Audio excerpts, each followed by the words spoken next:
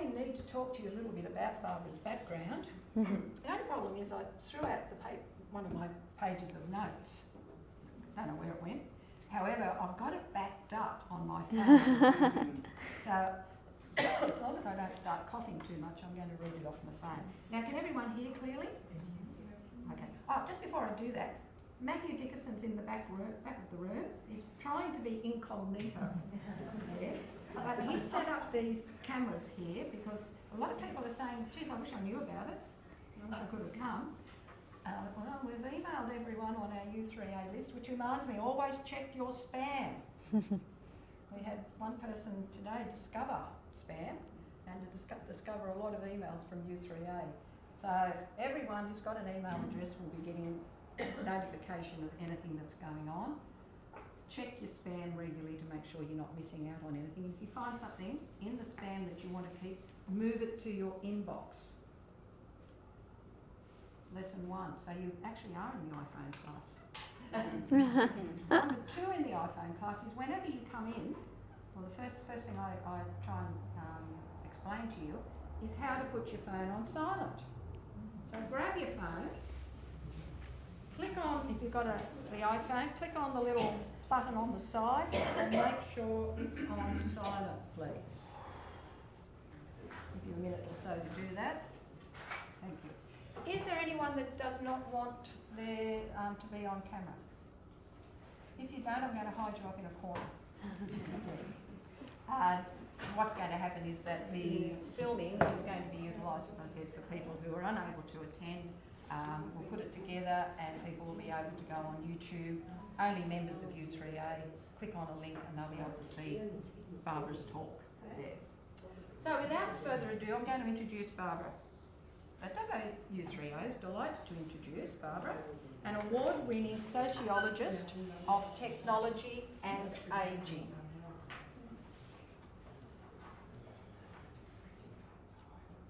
Barbara is based at the Sydney Centre for Healthy Societies and holds a prestigious Sydney Horizon Fellowship in AI social science and is an internationally recognised expert on loneliness, socialisation and digital inequalities in life, particularly later life. Barbara has secured more than $6 million in competitive funding from scientific and industry bodies in Australia, the European Union and Canada. She is the lead chief investigator of the National Evaluation of the Aged Care Volunteers Visitors Scheme for the Australian Department of Health and Aged Care. Her co-designed mixed methods research focuses on how technologies like AI, virtual reality and robotics can benefit rather than exclude older people 65 plus.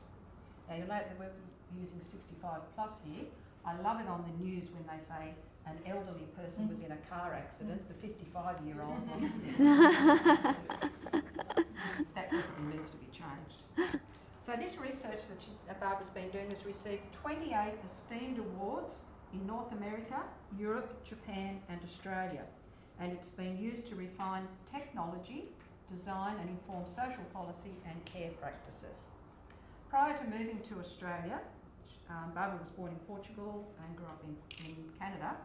She was an associate director at the Technologies for Aging Gracefully Lab at the University of Toronto. And we'd all like to age gracefully. Or disgracefully. Or disgracefully. As well as being a Fellow of the Higher Education Academy UK and a Fellow of the Royal Society of Arts UK, she has held several visiting university positions in Oxford, Oslo, Belgium and Toronto, and has delivered over 100 lectures and talks across 5 continents. And now she can add Dubbo to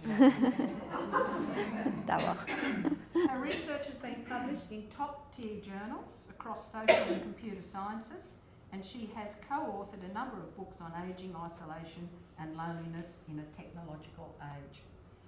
Barbara is passionate about public communication. She's a regular media commentator and has written for the ABC in The Conversation and appeared in the SBS documentary, What Does Australia Really Think About Old People? And that was with Naomi Hazelhurst. From speaking roles in Canada, Portugal, Brazil, Scandinavia, and now Dubbo. Please welcome Barbara. Thank you. Thank you so much. Thank you so much. Can you all hear me well in the back? Do I need the microphone? No? You hear me well? Thank you so much. Thank you so much for having me. I should say that this is the first time in my career that I'm giving a repeat lecture in the afternoon. So I am a tiny little bit tired, but I'm very excited to be here with you today. And please feel free to interrupt me anytime if there's any questions or any concepts that I use that make no sense to you. As an academic, sometimes we lose track of reality and we get into our own world of complicated terms. But I do want you to interrupt me if there's anything I need to clarify or explain. It is a pleasure to be here with you today. I want to thank Annette, but also Phil, Julie, and Bob for being such amazing hosts. I did get Annette's email when I was in Switzerland at the WHO. And I thought, well, I've never been to Davos. But I think what attracted me the most about the message was because it was for the University of the Third Age. And so I thought this is a great opportunity to talk to my people about AI and aging. All the research that we do is with and for people aged 65 and over, older people. And it is a pleasure to be here with you today talking a little bit about that research. Now, I should say that I want to start by asking you to look at this image here and tell me what you see. What is the first thing you see? Someone's face? Because I've seen it before. You've seen it before, so you know it's coming. Face upside down. A face, okay, I never got that one, a face upside down, all right. Do you see an old person and a young person? Old or young? Young? You see both, right?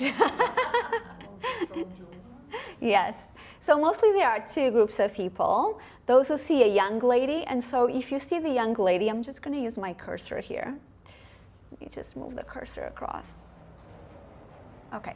If you see the young lady, you see the eyelash of the young lady, the nose of the young lady, the chin of the young lady, the neck, and the little necklace here. If you see the old lady, you see the eye of the old lady, the nose of the old lady, the mouth here, and the chin.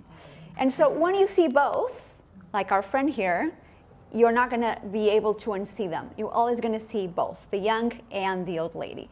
And this is interesting because a 2018 study showed that younger people tend to see the young lady first, and older people tend to see the old lady first.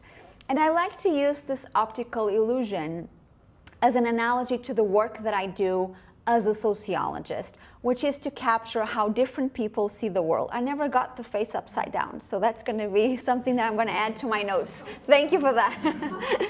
And so our aim as sociologists is to study the relationship between people and society, how people shape societies and how societies shape us as individuals. And I know that you probably heard a lot about psychologists, but sociologists not so much. Have you heard the term sociologist before? Some of you, okay, some of you have. Usually people ask me if I'm a psychologist. No, psychologists study the individual, the psyche. I study people in society, the larger picture. And so it's important to have this in mind because that will, in a way, frame the conversation that I'm having with you today. It's to see different perspectives and how different people see the world. And so for me as a sociologist, my job is to see the old lady, the young lady, and both, and now the upside down face that I can see it as well. All right, so, sorry, I just need to get my cursor back into my computer. Here we go. The other way. Yep. So I also started by asking ChatGPT. DALL-E is the image generator of ChatGPT, and don't worry, I will show you what ChatGPT is and how it works if you haven't used it before. So I asked ChatGPT to generate an image of myself and my work. And it's not bad. I mean, it's not bad. But if you look closely, you'll see here that there's two older men that look like twins because all older men look the same. And you can see that they're exactly the same face. And we only have some diversity here because I asked for it. It wasn't the first image that I got, though even the robots are white. And these default assumptions matter. They might seem small, but they really matter because they shape how aging and care is imagined in AI systems and what kinds of futures we are considering normal or desirable. And so for today's conversation, I really wanted to bring in together several projects that we've been conducting on AI and later life with a particular focus on aged care, which is my main area of study. I do spend my glamorous life in aged care facilities across Australia. But the issues that I'm going to be talking about today far extend aged care. They really influence how people age 65 and over, older people, are seen in workplaces and healthcare and public policy, but also everyday life. And the other element that I really wanted to describe is an area of research that I also conduct. So all my work is at the intersection of emerging technologies and what we call social health, which includes loneliness, social isolation, and social exclusion. And my focus, as I said, is usually on the top vulnerable groups of older people, age 65 and over, those living in aged care facilities and those living alone in their homes, but that requires some kind of formal support. And loneliness in particular has been finally getting some global and growing recognition across different countries, across policy, as an emerging social and health issue across all industrialized societies. So in 2018, the UK government appointed the first minister for loneliness in the world. So it was the first minister that we've seen just focusing on loneliness. And then Japan followed that appointment in 2021. In 2023, the US Surgeon General named loneliness and social isolation as public health crisis of the century. And the WHO, the World Health Organization, started in 2023, a commission to tackle loneliness across the world. So what is loneliness? We usually describe loneliness as a subjective feeling of lacking companionship. It's when our social needs are not being met by our social relationships.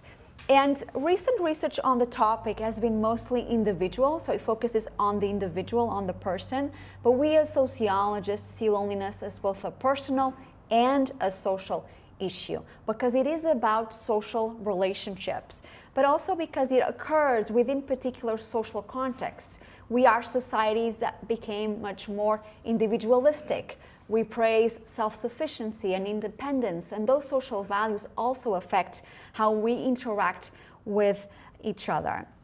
Feeling lonely is very different from living alone. It's not the same. You can live alone and not be lonely, but it's also different from solitude. Solitude is that positive time that you crave with yourself, and is also different from social isolation. Social isolation has to do with low or non-existent social support, social participation, and relationships.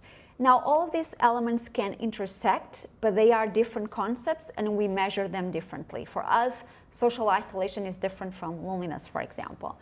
And I can have many friends and family members and still feel lonely, or vice versa, okay? Why are we so worried about loneliness? We are concerned because, first of all, it brings a lot of emotional despair.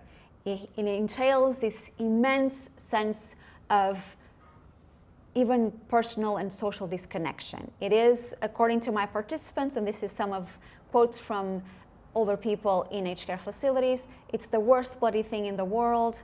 I cry myself to sleep. I'm here forgotten. And this is, of course, horrific in terms of how it affects people's emotional status and states. But in addition, loneliness increases the risk of, for example, depression, functional and cognitive decline, and diseases and illnesses that really require long-term care supports and hospitalization. for example, dementia. The latest data show that there is an increased risk of dementia for people in later life by 40%, 40%, regardless of gender, education, ethnicity, and even the genetic risks. And so these are all elements are really important in how we understand loneliness. And of course, there's also social effects. Lonely older people are less likely to participate civically, so they miss out on the positive elements of public participation, and we societies miss out on their important contributions. Now, our focus in aged care facilities is because, according to our estimates, around 35 to 61% of older people in aged care in Australia report loneliness, and that is extremely high, much higher than the incidence in the community. Now, I've conducted several studies on a variety of different technologies focusing on their impact on some of these elements of social health, particularly loneliness. And so we were trying to see if this kind of emerging technologies, so I covered mobile apps, virtual reality, robots, if they can actually have an impact, if they can make it better or if they can make it worse, okay? But since 2022, especially with rapid advancements with AI and social AI, such as chatbots, my focus has been more on AI systems. And so we find ourselves as a particular moment in time. On the one hand, AI-driven recruitment platforms that are used by HR companies across the world, including Australia, are facing lawsuits for discriminating against older applicants, sometimes as young as 40. And these tools were automatically removing CVs and applications based on age before it even got to a human.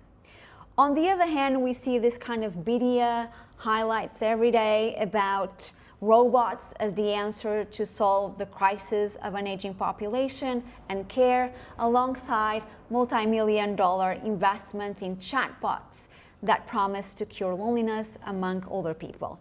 And again, these stories seem disconnected, but for me they are all connected because they really show us, or they reflect on how later life and aging are being constructed as urgent problems that can only be fixed through technology. So this is some of the elements that I want you to have in mind as we talk about some of our research on AI and aging. So as I said, the context for my research is mostly aged care. Even before the COVID-19 pandemic, the sector was already in crisis, staff shortages, substandard care, high levels of loneliness. And to respond to some of these issues, policymakers, governments, and companies have been proposing AI as the solution.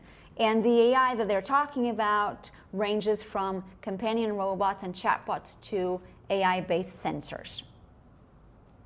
And so AI and aged care, it's a big topic across the research that we do. But I really wanted to emphasize that it's not only about aged care facilities. It is about later life more broadly. As we live longer, questions of connection and autonomy and participation become central, whether we are at home, in our communities, or at a care facility. Aged care gives us a little window into what this might mean for us, but the bigger question is, what kind of aging do we want technology to support? Before we continue, I just want to briefly talk a bit about what actually AI means. And it's a term that gets used for many different things, and sometimes we talk about AI as if it's something totally new. But the idea, at least the idea of thinking machines and artificial beings, is much older than modern computers. Across different cultures, we always have imagined artificial beings for thousands of years. So in ancient Greece, we have the example of the myth of Talos, this huge bronze automaton that was guarding the island of Crete. In Hindu and Buddhist traditions, we also have stories of mechanical servants and protectors. In ancient China, there are accounts of humanoids that were so lifelike that the king mistook them for real people. And in medieval Islamic courts, the engineer Al-Jazari described in his book that you can still find online, mechanical figures that played music, that poured drinks, and even helped with washing. And so the dream of intelligent machines is not new. What is new is the kind of material, the devices, the tools that we use to think about those thinking machines. Now back to 2026, when we hear the term AI, what do we think about? So when I say AI, hopefully not artificial insemination, AI, what is the first thing that pops into your head when I say AI? Computer. ChatGPT. Robots. Sorry? Robots. Robots. Chatbots. Internet connection. Internet connection. Thank you so much. So we often, when we talk about AI, we often think about robots and science fiction and chatbots and robots. But in reality, many of the AI capabilities that we have are today embedded in things that we do and the tools that we use in our everyday lives. So it's actually much more ordinary than we think. If you ever asked Alexa or Siri on your phone or Google Home for the weather or to set up a reminder for you or an alarm, that is AI. So the system listens to your voice, converts it to text, and predicts the best response. If you use a smartwatch to track your steps or your heart rate, that also involves AI. The systems look for patterns and sometimes tell you if your data is unusual. For example, mine yesterday said I didn't walk enough because I was traveling to Dublin. And so I got a little alert saying you haven't walked enough today. So that is AI. When you use your Maps app or your GPS, and the system is showing you the best way to get home and warning you about traffic, that is AI. It's analyzing large amounts of information and predicting travel times. And if you watch Netflix and you get the little message sometimes, if you like this, you're gonna like this. The suggestions that Netflix gives you, that's also AI. It's the AI identifying patterns in your viewing habits and predicting what you might like next. So what is AI then, Barbara? Well, there's no single definition of AI. It's been debated since it was established in the 1950s as a modern field of research by colleagues in the US. Many researchers define AI technically, so in terms of autonomous systems or machine learning or large language models or natural language processing. But this means pretty much that we are describing AI as computational programs or systems that can learn from data and make decisions based on that data. AI can be something visible like a robot, but it can also be something invisible like software or methods, statistical methods that we use to analyze data to suggest what to watch on TV and decide about, for example, what kind of information you are shown online. But AI for us isn't just about those technical elements. AI is shaped by human decisions, by social values, by the data that is trained on, by the goals, the aims of the designers, by how we use it, how society uses it, and so on. And so for us sociologists of technology, we see AI both as technical, but social, political, and cultural too. It's influenced by political choices, by cultural values, and by material resources. Now, some of you did mention ChatGPT, and this is a concrete example of current AI. ChatGPT is one of the most popular chatbots that we have at the moment. The company that makes ChatGPT is called OpenAI. Who has used ChatGPT before? Show of hands. Okay. Right. A little bit more than, 40%. Okay, it's pretty good. So a chatbot is a computer program that can have a written or a spoken conversation with you. You can type or say a question and it replies. And so I'll just show you how it, I have a special voice in mind. I'm gonna use the the audio option. Hi, I'm in Dubbo. What are the most sea attractions to see in Dubbo, New South Wales? Dubbo's star attraction is definitely the Taronga Western Plains Zoo. Spend a day wandering its expansive open range exhibits. You should also visit the Old Dubbo Gale for a fascinating dose of history. And if you're into astronomy, the Dubbo Observatory is a great spot to stargaze. For something unique, the Royal Flying Doctor Visitor Experience gives you insight into Outback Healthcare. You've got a bit of everything. All right, so this was a very quick answer. Do you agree? No. No. Also, it's an American voice, so you can see they don't know how to say jail. Left out Dundallamore Homestead, which is part of the tourist experience.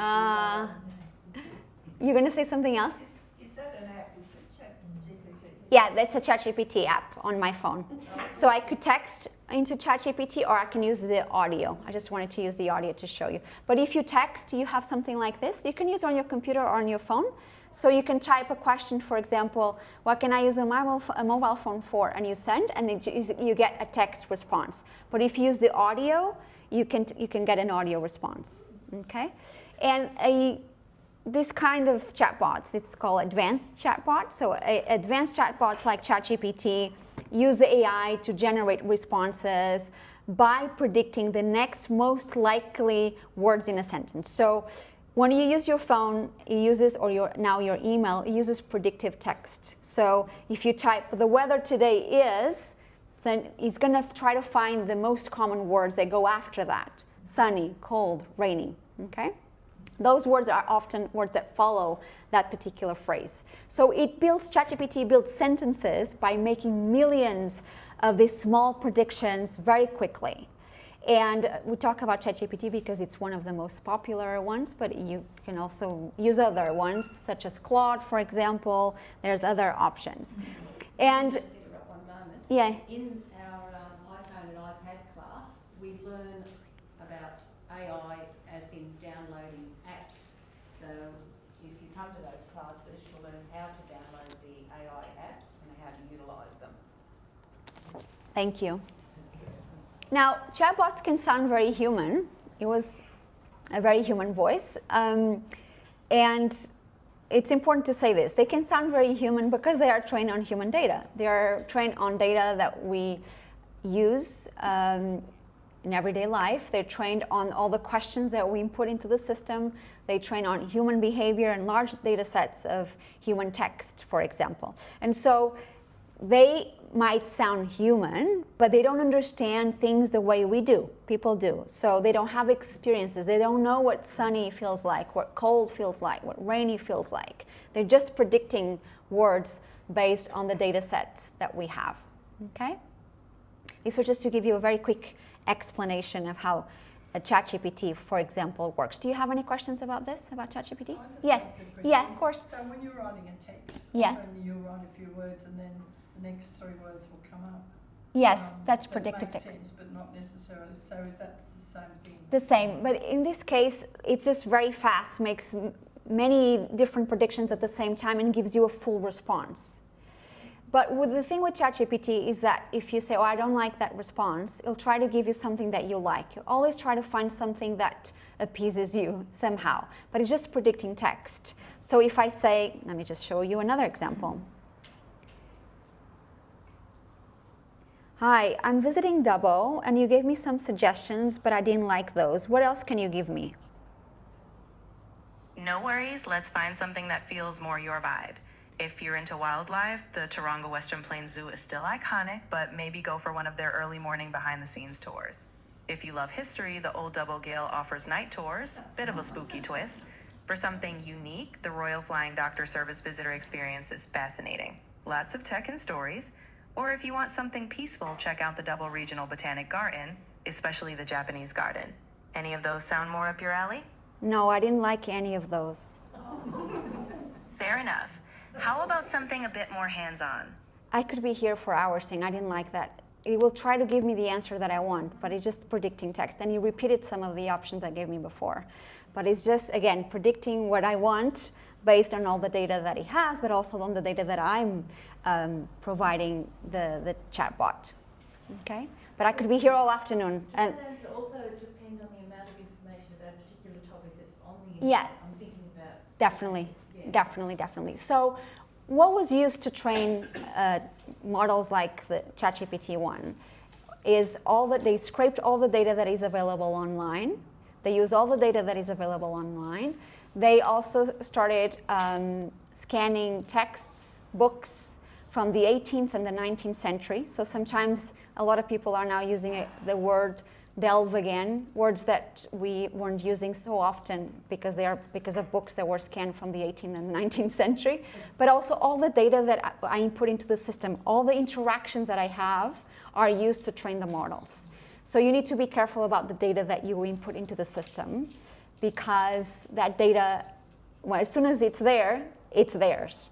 The company is called OpenAI, but there's nothing open about it. It's a very close ecosystem. Okay. Now you can use, ChatGPT has a private chat, so you can actually use a private chat, and they say they don't record and they don't use that for their training models, and they don't record the data, but I cannot guarantee that they don't. Okay. Any other questions? OpenAI. It's a company. American company. What about Google? If you use Google, you always can go into a deeper dive into AI. Yes. It asks you questions. Yes. You keep typing, it's just text. It's the same. It's the same. It's based on the same idea of a chatbot. What about when you get someone leaves you a message on the phone and Yeah. says, do you want the script? Yeah. The script is nothing like Sometimes no. it's no. Because it doesn't understand accents. A lot of this is American data, right? They don't say jail. A lot of the words are and a lot of the context is American context. And so, When you're using Google, for example, it's got its own AI and it's Copilot, so that will be trying to help you. If you're using Microsoft Edge, it uses Gemini. Yeah. they're all the same. They All operate, different. yeah, they're different, but they operate all in the same way. What's the difference between the paid and the non-paid version of ChatGPT? You can use it for more things. The paid version, you just have more. You can have more interactions, whereas with the unpaid version, there's a limit of questions and prompts that you can use. And so the paid one just gives you more time with your chatbot. Yes.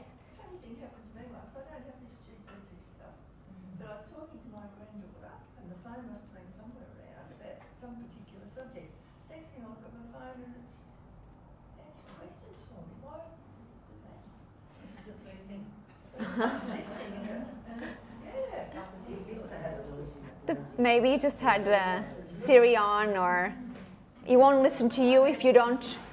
It won't listen to you if you don't prompt. If I say, "Hey Siri," then it listens. But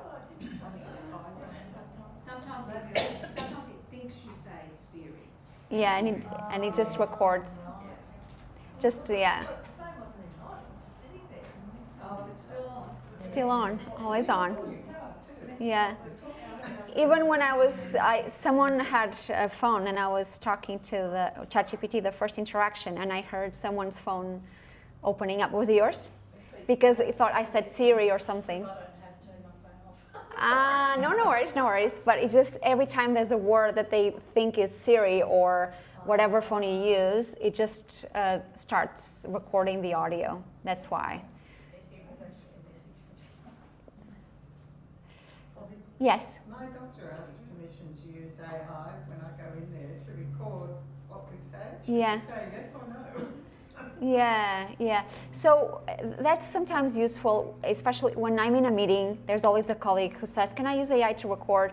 It's just instead of having someone writing the minutes. But you always have to check because it doesn't pick up accents very well, the words sometimes, the context.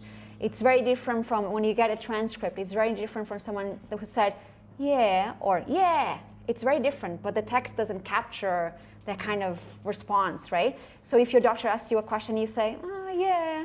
In the text, you're going to say, "Yeah," but that's not what you meant. You were hesitating, right? So we always have to have human understanding of the context. Otherwise, everything seems very black and white. How does privacy work then in that situation? Oof. Well, if the healthcare provider is asking, then you're providing consent. In Europe, it will be a little bit different because they have different privacy laws. But here, if, for example, Annette was asking you about the camera and no one had any issues with being recorded, then we assume that you provided consent. So your doctor asked and you said yes or no. Now, the other thing that probably is interesting around privacy is that sometimes we also think we don't have a choice. And so there's different ways of, if perhaps, I don't know if you felt comfortable to say no to your doctor, but it might be something that we need to think about. It's not that easy as a yes or no. There's a lot of issues around privacy that come from more power-based relationships, right? So it's important to think, okay, am I actually asking for consent, or am I actually asking for a very superficial sense of consent when I ask to use your data, for example? Where's that data going to go? To train models. I guess your doctor they will keep it in their own, I'm assuming, system, their own computer, their own device. The problem is that a lot of these companies are American companies, sold here, and a lot of the data goes back to the US, to their clouds, to train models. So we need to be very careful about what we consent to and the kind of data. It's okay if the data can't identify you, but if there's identifiable information, then I would be a bit more concerned with how the data might be used. Because there's a lot of colleagues working in, for example, big tech and insurance companies, and a lot of the data that is then used by insurance companies to increase their premiums based on information that they would not know if the data wasn't available online. So there's a few issues there that we need to be careful about. I suppose they could ban you from visiting a certain country too. If that Of course. information is Of up course there they can. in the cloud somewhere. Of course they can. Yeah. All right. So I will now talk a little bit about aged care, aging, and AI, which is my focus. And I wanted to just share with you some of the studies that we've been conducting and some of the main results that we've been able to find across all of these studies. So the first study we did, we actually wanted to, and this study was conducted with my colleagues at Monash University, a different university in Melbourne. And we are a team of sociologists, gerontologists, computer scientists, and bioethicists. And the aim of that project was really to understand aging perceptions and representations of AI for aged care. We wanted to see how different stakeholders thought about older life, later life, and care. And so we interviewed AI developers developing technologies for the sector. We interviewed aged care staff and advocates, but we also we sent a survey to providers. And then we analyzed that data to make sense of what are the main elements that are coming across the different stakeholders and what are the differences. And so we found a lot of promise narratives, language that assures us that certain positive outcomes will happen in the future. And these promises revolved around AI's potential and impact in solving present and future care challenges in three main areas: social connection, monitoring and detection, and this is fall prevention sensors, sensors tracking unusual behavior and inactivity, and then clinical uses, pain assessment, medication, diagnosis, and so on. And so to start with the first, social connection, and this is an example from our data. Camille is an AI developer based in Victoria, and she said to us, well, AI can bring in some hope. Most of them, residents in an aged care facility, end up in being in a bed or in just a room, and very few of them will have the mobility to move around and talk to people. When they reach the residential aged care at that stage, what happens is that they know that this is the end of their life.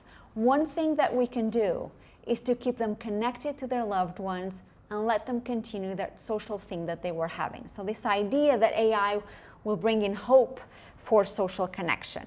In terms of monitoring and detection, all stakeholders shared really common ideas about how these technologies would automate tasks, allowing staff to increase quality time with residents. For example, through smart documentation, tracking and fall prevention sensors, smart systems to lift residents, and so on. So the focus was on how AI could automate some of those tasks to free up their time. And one of our participants, Ken is a AI developer, but also the founder of a big data analytics company. And he developed this AI technology for aged care inspired by his wife, who died in an aged care facility. And the technology uses smart voice assistants to monitor medications, mood, and other emergencies and needs, but can also provide social connection. And according to him, the technology's potential is huge to assist staff. Now, when we asked him what is this technology, he couldn't actually tell us because he was still testing it, but it was interesting how one single technology could do all of this. So we were interested in knowing more about the technology, but he wasn't able to disclose that. So in terms of clinical uses, these were primarily mentioned by developers, although also briefly indicated by a few staff and advocates. And it was usually in relation to dementia, for example. And so Gary is an AI developer, and he told us that AI is not there to remove the need for a clinician, for a doctor. What it is there to do is to remove some of the laborious tasks that people need to undertake, or to give objectivity to particular assessment. With all artificial intelligence, it will never be 100%.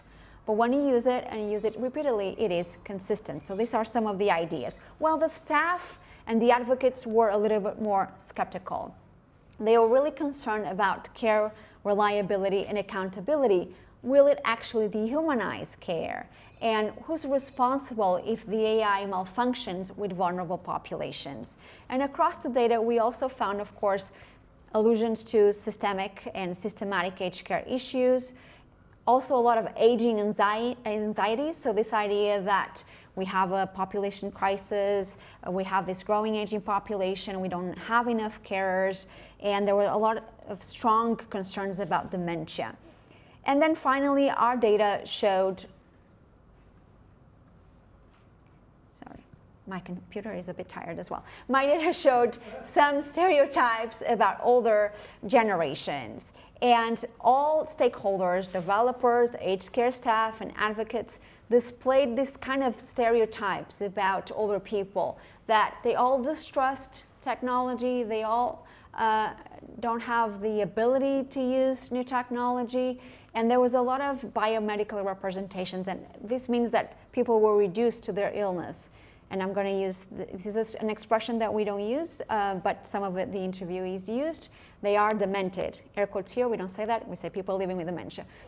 And so a lot of these stereotypes were things that we were seeing across all stakeholders. For example, Mark, AI developer, said they, older people, they've been brought up in a generation with stupid sci-fi movies and books that always paint a negative picture, and that is bad.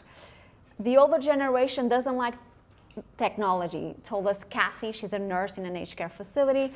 And Sam, a former nurse, but now an advocate. Aged care generally gets staffed with the older generation of carers, and change management is difficult to do. Younger people are always open to new ideas. So the assumption here is that older people are not, okay?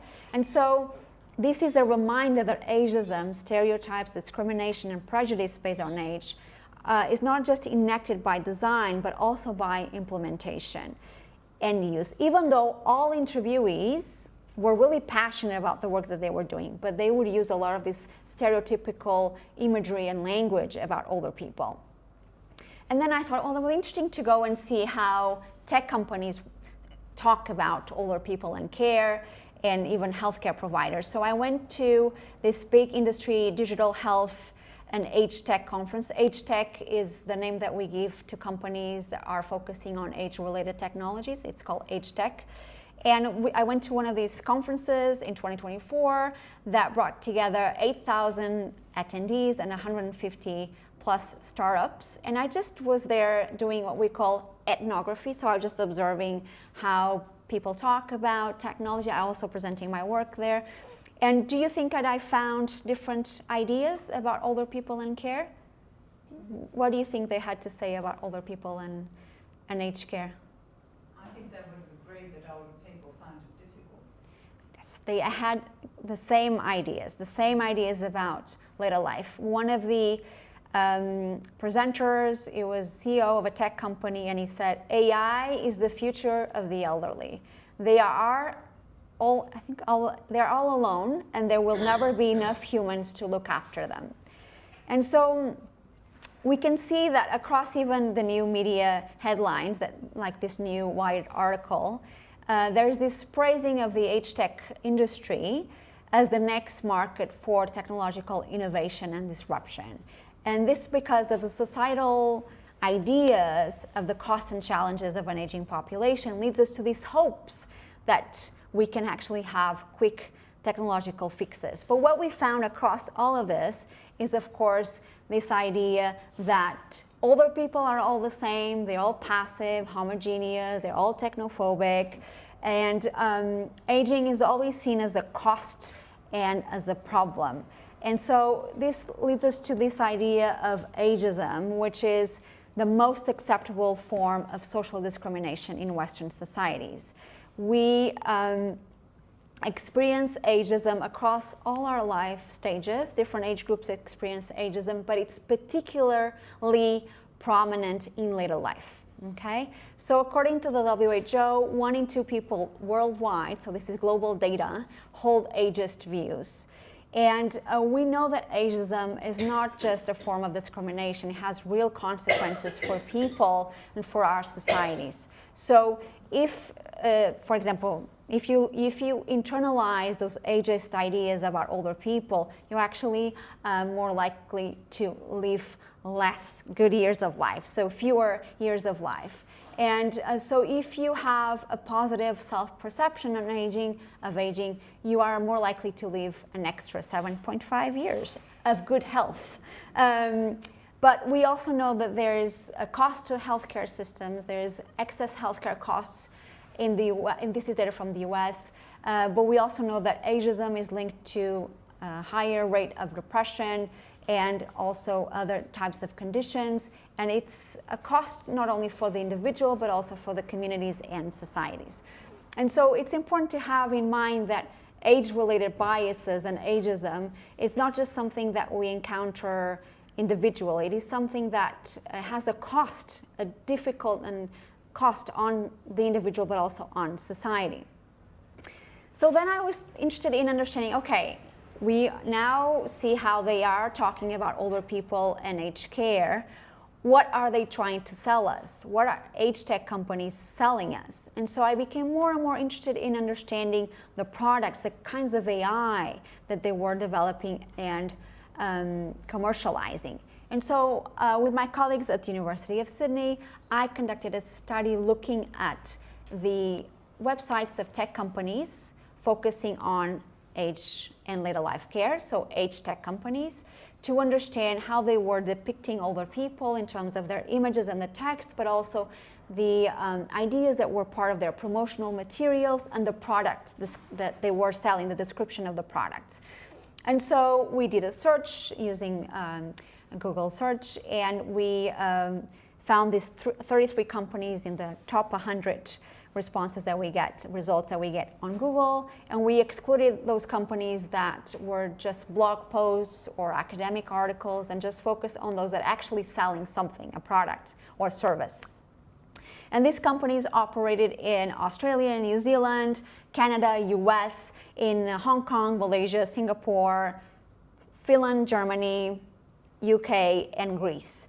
And their AI products were mostly care bots, chatbots, sensors, decision-making systems, and smart clinical apps. Although oftentimes it was very unclear what the AI was. They were just describing the capabilities of their AI system, but they weren't telling us what kind of AI. Because as we know, AI became such a buzzword that everything that is innovative now is AI. And so a lot of the elements, even from the product descriptions, were quite unclear to us what kind of AI they were looking for. So we analyzed all that data, the visual and the textual aspects of the websites, and what we found was this idea that, first of all, we call it carification, comes from care, that aging is only presented as a condition, sometimes even a disease, that requires constant care, monitoring, surveillance, and management. In many of the websites that we looked at, older people were shown both in words and images as vulnerable and increasingly dependent on technology. Even we saw so many of these images, the wrinkly hands, but there's no body, there's just a wrinkly hand to depict the older person. And so the message was that the current aged care system is completely inadequate to serve this group of people, and the system is characterized by public inefficiencies in the provision of quality service. And the idea here is that it's just the system is malfunctioning so much that the only solution is AI. And so once aged care has been presented and depicted as overwhelmingly inefficient, AI was introduced as the solution, as the breakthrough solution, as the revolutionary solution that will fix all the issues with the sector. Problems in aged care were, of course, not described as problems of funding or problems of staffing levels or working conditions or all the decisions, social and political decisions that we've made in how we value aging and care. The problems were always described as technical problems, as problems of data, coordination, efficiency, and so on. And so in this way, challenges of care were something that they were seeing as examples of what can be measured and tracked with dashboards and monitoring systems and real-time alerts portrayed as essential to quality care. And so visually, many of the websites focus on charts and metrics. Everything was about data. We need more data. There's one company that was selling a sensor that you could put in your shower while you're having a shower, and it's measuring your biomedical information to optimize, we don't know what, but that's what they were selling, to optimize care, they would say. And so older people were reduced to or body parts that were disembodied, hands, wrinkly hands, and so on, or they were in the margin of the service of the website. And there was the shifting of an image of care as a human relationship to something that can be calculated and optimized to sensors and screens. So how are older people viewed in fall detection technology? So as soon as I realized that the ideas of the tech companies were ageist, again, the same stereotypical ideas of older people, I thought it would be really interesting to actually analyze one AI in specific and go deep into the data sets, into how the technology is used, but also how the technology was designed and developed to understand how the aging body, how the aging self is actually part of some of this technology. And I was interested in this because I was doing some observation in an aged care facility, and they had a fall detection, AI-based fall detection sensor. So I don't know if you've seen those before. They're usually just cameras or sensors that provide an alert when someone falls. So they detect a fall, and they are also used to predict when someone is about to fall.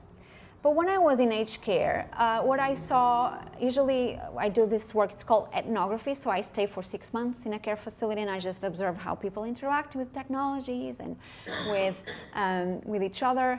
And what I could see is that the sensors were leading to a lot of what we call false positives. So there were a lot of alarms going off all the time, but no one was on the floor, no one fell.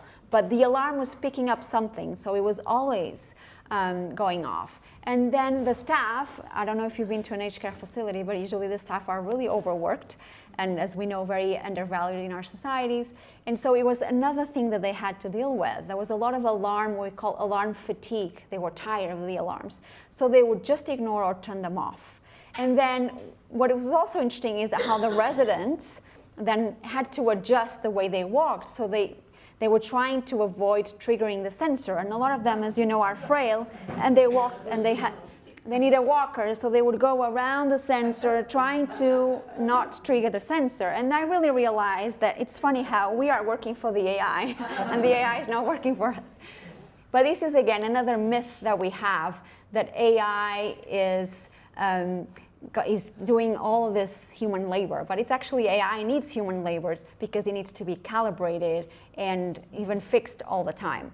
And so I was then thinking, why are we using these types of technologies that leads to so many false positives? Now, I teach statistics. I love data, so I decided to jump into the data sets. These are really large data sets.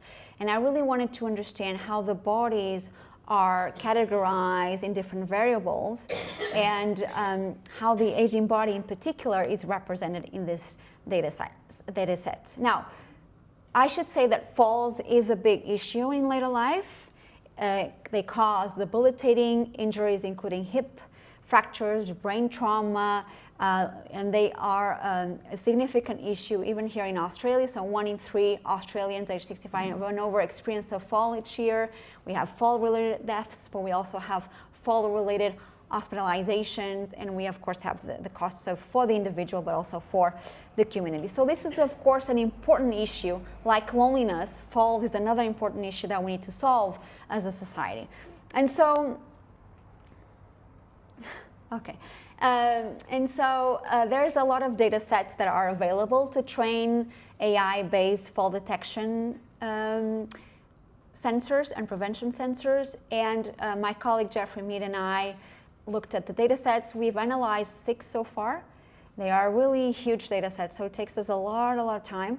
And what we saw is that, interestingly, the variables collected were movement variables, so there were literally no bodies. There's angles of people walking falls. And so the sensors are used to capture displacement along several axes. But as a consequence, people appear as abstracted, separated data points from their bodies.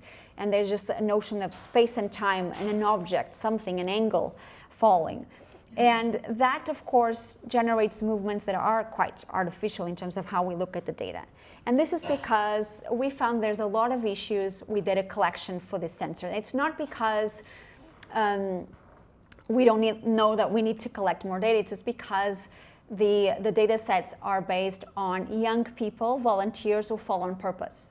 So we can measure how they fall. Of course, this is very artificial. Falling on purpose, they fall onto a mattress, don't worry. Falling on purpose is very different from falling when you're walking or when you are in the spatial constraints of an aged care facility, for example. And this is because, of course, we can't ask another person to fall on purpose. So there are, of course, ethical issues in terms of that kind of research. But it means that a lot of the data is artificial. And what we found is that, of course, older people are mostly absent from the data sets. They are not included. And when they are included, it's always the youngest, healthiest cohort of older people that is used to train some of the models. And so this means that not only the models are based on data that is not representative of experiences of later life, but also that we are, in a way, producing technology that's not serving the populations that we need the technology to serve. Now, a lot of AI developers also use something that is called, I don't know if you've heard this before, synthetic data. Have you heard this term before, some of you? Synthetic data is just AI simulated data. It's just me asking ChatGPT, can you please come up with a data set of 1,000 people falling and give me angles? And so ChatGPT comes up with a data set, something like that. It's a bit more complex, but just to give you a very simplistic example. So what we found across all our projects is this idea that AI in particular will fix aging and all our issues, our care issues. We find recurring crisis narratives, and while some concerns do reflect the systemic issues that are facing, and we are facing in aged care, an aging population is still always framed as a looming socio-demographic crisis problem, and later life is always seen in terms of inefficiency and cost. It's always about a cost to the system. It's never recognized that living longer is a sign of social progress. It's actually an indicator that we use to see the health of a country, its life expectancy rates. These are some of the elements that we use. And it's never really recognizing that older people also care for themselves and make important contributions to society, even when they're very frail in aged care. So these ageist views really cast older people as passive, as technophobic, afraid of technology, they don't want to learn new things, they're all incompetent and so on, which is then used to justify the exclusion and the underrepresentation of older people in AI data sets in the design process, but also in the decision-making process. If older people are passive, ignorant, incompetent, then I have to decide for them. And so this is a problem of this kind of discourse. Of course, a lot of the technologies were the one-size-fits-all. One technology is going to solve all our issues. But again, everything was really related to this idea of ageism. Now, this is not to say that AI cannot help. When it is used adequately in the right context, it is a benefit to some older people. For example, in my own work, I observed residents who were bedbound, so they couldn't get up from their beds, and they were using, for example, Alexa or a voice assistant, and they were able to uphold a sense of agency because they would ask Alexa to turn on and off the lights, they asked for the weather, or to play a song without having to rely on a staff member 24/7, and that gave them a sense of autonomy and agency. But it's important to, again, have in mind that, AI holds great promise for improving care for older people as long as it does not exacerbate or introduce ageism. This was part of a report that the WHO published in 2022. Unfortunately, so far, that ageism is not only being perpetuated, but sometimes amplified by these technologies. So what do we do in relation to AI for an aging world? So contrary to a lot of AI governance and ethical and responsible conducts and laws and regulations, where race and sex are usually, gender and race are usually seen as important elements because of the biases in the system, age is usually never really referred to. So there's no mention of age. It's usually just race and gender. As we know, age-related stereotypes are really important as well to acknowledge. So we need to continue to advocate for age-related biases to be part of some of these guidelines that we see. Different governments have different AI guidelines and governance, and unfortunately so far those age-related biases remain overlooked. And of course, the way of fixing this is not just to add more older people to the data sets, because as we know, implementation is also sometimes framed by particular ageist views of people. We need to look at care systems, at society at large. We need to shift narratives about aging as only a cost and as a problem, and see it as an opportunity as well. So what are the, it's at 2:30? Sorry, I lost track of, and my computer froze. Okay, here we go. Challenges for aging. So the challenges that we continue to have are in relation to representation, to inclusion and social justice for diverse groups of older people. How do we uphold agency and dignity, and how do we ensure that care systems are actually based on dignity, autonomy, and human rights, but also that to not forget that we need to find proper ways of integrating AI and human care. And so this is some of the work that I'm doing now. I'm bringing together different stakeholders, AI developers, tech companies, aged care providers, aged care staff, older people, different generations to think together. How can we reimagine AI, human care, and aging futures? How can we create fair social systems that really include older people in the process, that is developed with older people, not for older people, and that really shift the narrative about care just as a cost, and reimagine care as inclusive and intergenerational and sustainable. And of course, this is important because not only we now know that chatbots are using a lot of social and ecological, so resources, natural resources. It's important to have that in mind when we talk about the future and of aged care and AI together. So we know that AI expansion is already depleting social and natural resources. AI is extremely resource intensive. Training the large language models, so the data sets lead to a large, there's a need for staggering amounts of electricity. and also produces significant carbon emissions. And the buildings that store and run these systems, they are called data centers. I'm sure you've heard about data centers before. They also need large quantities of water to cool down the machines. And so this is important to have in mind. But also at the user level, a single prompt uses roughly the energy of running a fridge. And so billions of daily interactions really accumulate to such a scale that extra words like please and thank you translate into tens of millions of dollars in electricity costs. So much so that ChatGPT and the company that makes ChatGPT, OpenAI, their CEO, Sam Altman, asked users not to use please and thank you when interacting with ChatGPT because they're paying much more on their electricity bills. And so be rude. No, I'm joking. So while AI can be useful, it also affects our planet and our shared resources. And so we need to have an approach that really recognizes these costs while at the same time ensuring equity, dignity, and balance across social and ecological worlds. So what I'm doing is bringing together, as I said, this community of different stakeholders to really think about the futures of aging.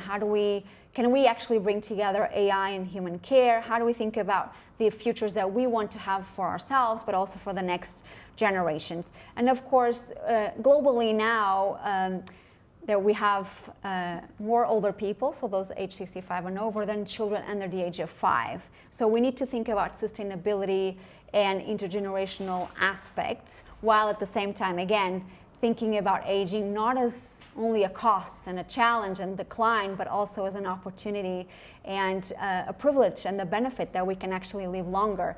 200 years ago, our life expectancies were on average 36. Now it's almost 80. And so we've progressed a lot as a society, and so we need to also change those ideas about being old. And so because of this big community that I want to bring together, I also want to hear from you. We want to know about how you see AI and the future, and I don't often get this chance to include the perspectives of people living in regional and more rural areas. And so your insights are really important because for us, good AI design and implementation reflects real experiences, local needs, and everyday realities, not just assumptions made in big cities. So we have some flyers with QR codes and some links there. It's a very quick survey, only asks you 3 questions about AI in the future. And there's some socio-demographic data, but nothing to identify you. Everything is anonymized. But for those who prefer paper surveys, we have some paper ones here as well, if you want to fill that for us. And then you can give it to Annette or to myself, and we'll just include it all together. So to finalize, I'm part of the Sydney Centre for Healthy Societies. My team and I and these are permanent. Someone asked me before, you do a lot of research, but you're only 4. This is our permanent staff. Then we have an amazing group of research assistants who help us as well. We're doing a lot of research on health, aging, and AI, and we would love to hear from you and let us know if there's any more interest in the work that we do. Thank you so much for having me, Dabo. It's been a pleasure, and thank you. Looking forward to your questions. Thanks, Barbara. Thank you. That was interesting, doing the same talk twice. I kept thinking, did I say that? Did I say that? Go and sit down Thank you. and rest for a few minutes. I will. Thank you very much. Thank you all for coming along. I think that was a very inspiring talk, and congratulations to Barbara for doing it twice. Thank you. It is an exhausting thing standing up for an hour or so and passing on that great information there. Thank you. Are there any questions of Barbara before we finish up? I covered a lot, indeed. You have a lot to digest. That means that I need to come back for another day of questions. Absolutely. I'd like to know how AI can give older people more purpose in life, because if you lack purpose, you're lonely. So if AI could help people rediscover their purpose or give them more purpose in life. That's a great question. Thank you. AI can be a tool, but I don't think in isolation technology is going to give us purpose or solve our problems. I think it's a tool that can be useful. For example, just to give you examples from my own research, when I work in aged care facilities and I talked to other people about ChatGPT. Some of them would say, well, I really wanted to learn this language, but I can't really do Duolingo, it's a bit boring, or it's just hard. And so we introduced ChatGPT and see, can you learn a language with a chatbot? And some of them find that very useful. Other people use other types of technologies to discover more about their family history. Or we were testing different virtual reality environments, and people wanted to go and use Google Earth to see their little town somewhere in Europe and where they lived and their previous home.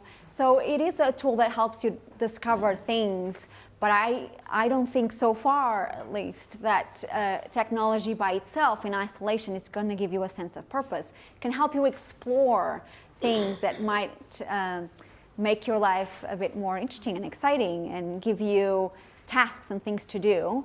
But I really think that is not a technological problem, that's a social problem. Well, you can generate books now online through a Yes, yes, especially the, be creative that way. yes, the romance industry has been, I think they've been, the last year, I think there was an article in the New York Times, this author published 200 books in a year with the help of AI.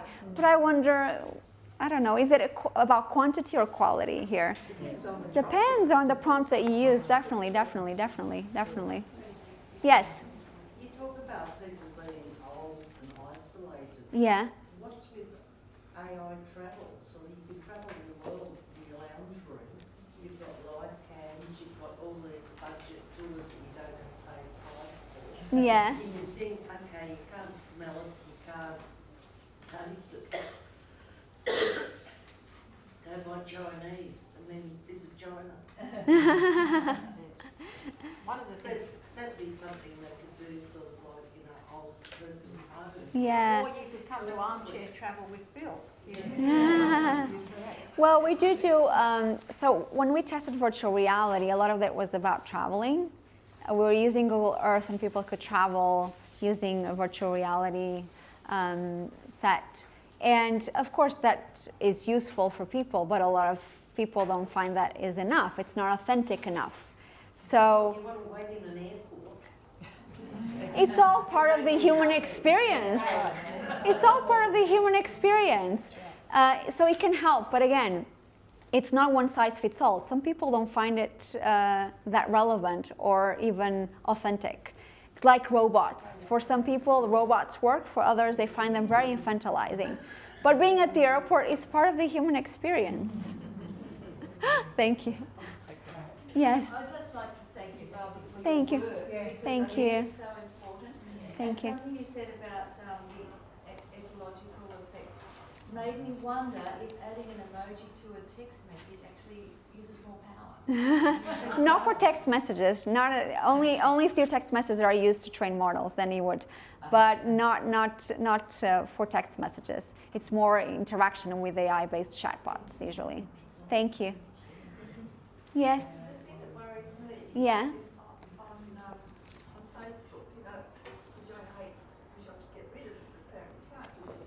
They'll, this AI thing will take photos of people and make them look like real people and make stories. Uh-huh. And I don't like that. Yeah. I don't use Facebook, but I'm assuming, what is it? Is a filter? Oh, digital imaging. Okay, a filter, yeah. We have a lot of issues with deep fakes. So AI being used to record videos with people in a... Yes, we need more critical digital literacy. We need more critical thinking. We need better regulation as well. There's not just one solution, but we'll have to deal, and Stephen this morning was talking about misinformation and disinformation and the impact of all the videos that are circulating online that we think are real, and they're all fake and they're all AI generated. So we need better tools to be able to understand, but we also need better skills and kind of... Really good stuff, but how do we don't hear much about bad stuff. Yes. Yeah, we need, but again, it's not just one solution. We need a multi-approached, multi-staged way of thinking. Yeah. Just be very, very careful. If it seems too good to be true, it is too good to be true. You didn't win the Nigerian lottery.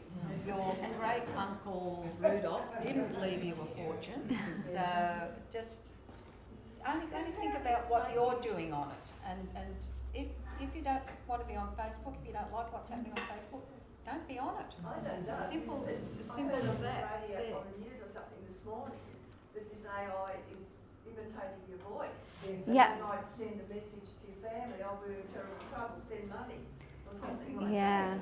Or sometimes. Don't respond.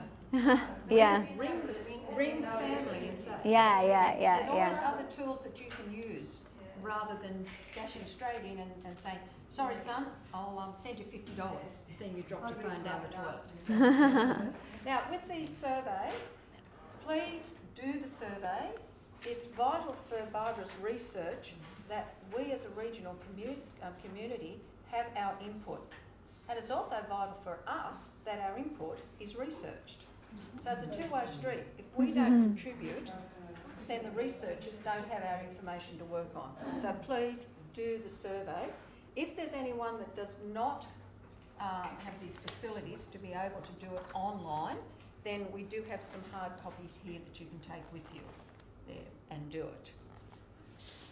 On behalf of U3A, Barbara, thank you Thank so you. much. Pleasure. Thanks for having me. Thank you. Maybe one massive session this morning, but a second one. However, yours, you've just got to ask a lot more questions and have a little better. bit more. Thank you.